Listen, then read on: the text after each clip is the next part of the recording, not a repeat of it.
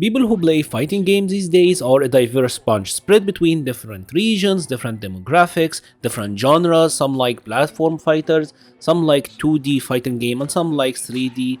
But if there is one thing that unites all of these gamers, is that they absolutely love to complain about balancing.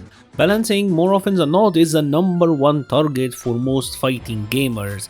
But from my experience, it's not usually the balancing in of itself that people really hate. People hate it when they lose to something that they deem overpowered but easy, when they feel like the opponent didn't really put in enough effort. And that's why you see a ton of videos on why easy characters shouldn't be top tiers. The main issue with easy characters being top tiers is that you start seeing them dominate tournament play because it's the logical thing to do. Why invest in a more technical character when an easy one can get the job done? And this have been the case in numerous fighting games at this point. You see Luke's running wild in CBT events. But now it's time to flip the question on its head. Should a character be very strong if they are really hard to play?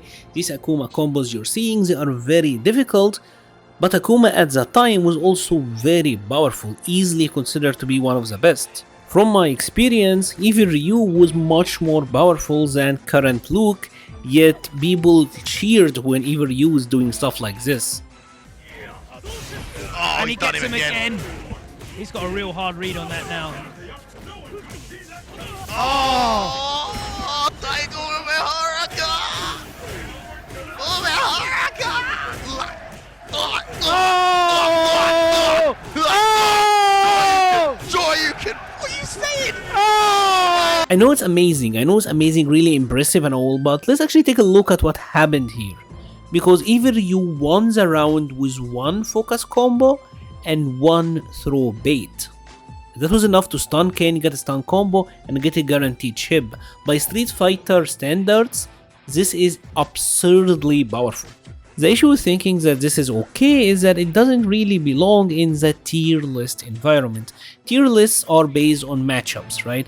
And matchup by definition is pretty much you saying if the two characters are being played by two high level players who are equally skilled, who is going to win more often. And at that point you don't really factor in difficulty when trying to look for the victor of the matchup. It's simply which character's tool will be better in this particular environment. But then you'll have to remember that we're humans and we don't live in the hypothetical, we live in the real world.